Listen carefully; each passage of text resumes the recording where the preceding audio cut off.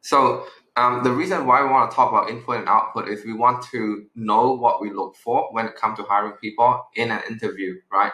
So because a lot of people will sort of try to fake that in terms of their personality and their answer.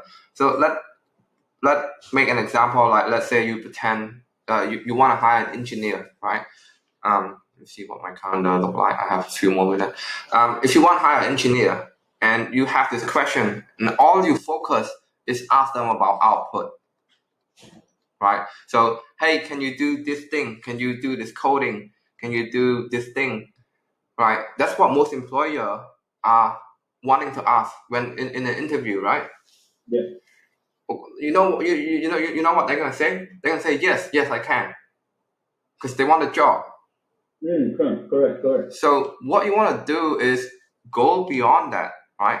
And chill that out, right? So what you want to do is not focus on output, focus on input, because input is very hard to lie, and input is always equal to output. If you eat good food, you will get good body. There's no way to lie about that. If you exercise well, you will get six pack. There's no way to lie about that. You don't need to tell people. In fact, you need to tell people that you eat good food and exercise well. The result will show itself. So what most employer do when they interview is they focus on the output, and what we want to do is focus on the input. What does that mean? That mean is looking for their input. Like if you trace it back to the fundamental, what make a person like a great achiever, like a successful person, like Albert Einstein, Isaac Newton, Churchill, like the president of the United States. What makes them a good person is because of their input. They have mentor, they read books, they watch documentary, they watch CEO interview. Like I have my own input. Like what make me I am today because I input a lot of great material and great stuff. Like I'm not born in knowing all this concept that I tell you. I wasn't born like this. I have a certain input that is good. So what you want to do is like, you ask them what is your input, right? What book? Like if you interview for an engineer or this different for a sales role engineer. If you interview for a sales guy, a sales role, who is the greatest influencer for you right now when it comes to sales, when it comes to making money, when it comes to being an entrepreneur, when it comes to being independent?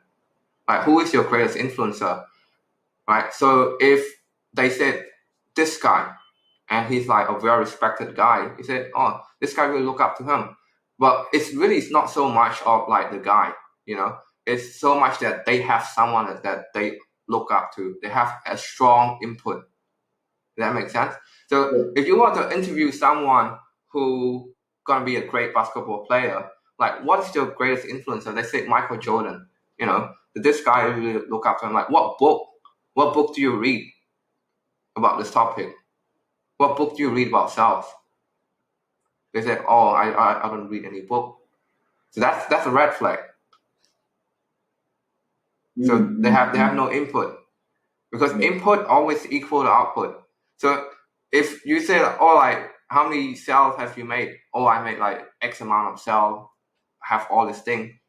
Well, what's your input? What is your favorite sales book? I don't read any book. So that's that fact that they just mentioned could not be verified. But if they don't read any book, that's a you know what I mean? Yeah. What's your greatest mentor? Like who's your mentor right now? Who do you look up to? So the kind of question I would ask my if I'm going to interview these people, the input. What kind of give me three questions of the input that I should be focused on. Number one is book. Book. Number two is mentor. Who's your mentor? Yeah. And number three is idol influence. Who inspire you to do what you do every day? Who inspire you to do that? And this one is, I said idol influence. So sometimes I can say Michael Jordan or Albert Einstein. Or sometimes I could say there's a personal reason, like my mom got sick. I really need to make money for her. So that's influence itself. It doesn't have to be an external influence. It can be an internal influence. Mm-hmm. These are all people input, right? Does that make sense? Yeah, that makes a lot of sense. Yeah. So don't make this mistake of a lot of interviewer. The question I've been asking is, how do you handle objection? Are you good at handling objection? Okay. What do you do when people say no to you? Of course, they're going to say, yeah. I'm good at answering. I'm good at overcome all this, right?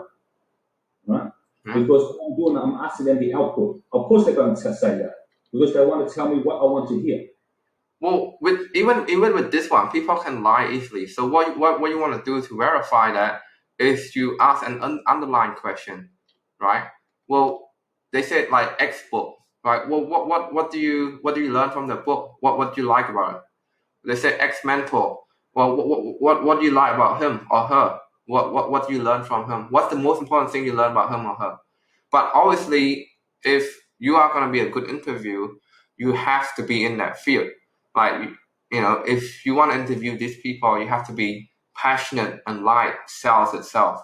Like, I know everyone in the sales space. I know Dan Locke, Grant Cardone. Obviously, they are like the big people, but I know like the smaller player like Taylor. So the sales mentor people, they come from Taylor Wealth. I'm not sure you know him. Eli Wild. I know everyone, and I learn from everyone. I'm not learn from one person. And I know most of the sales book out there. I don't read every sales book, but I know like maybe 60-70% of the sales book out there. So when they said they read this book, most likely I read them too. And I can verify that. Like what do you learn about that? Like what do you find most that help you in your entrepreneur journey about that? So for you to interview them about this field, you need some space. You have to have your own answer as well. So you can't really ask someone if you don't have your own answer as well. You know what I mean? Yeah. So this fact, it can be, they can just make stuff up on a surface level, but you can always just dig down, right? Does that make sense? Yeah, that makes sense. Yeah. I do have to go. So this meeting is just gonna be a 30-minute because we break out the last meeting from 1 hour to 30 minutes each. But yeah, so this is like my note for you, man. Martin, it's just the onboarding call, break it down to 3, and I got 3 last notes for you: expectation and communication, everything. Yeah. People are the most important asset in your company, and input and output is very important, right? That people are the most valuable.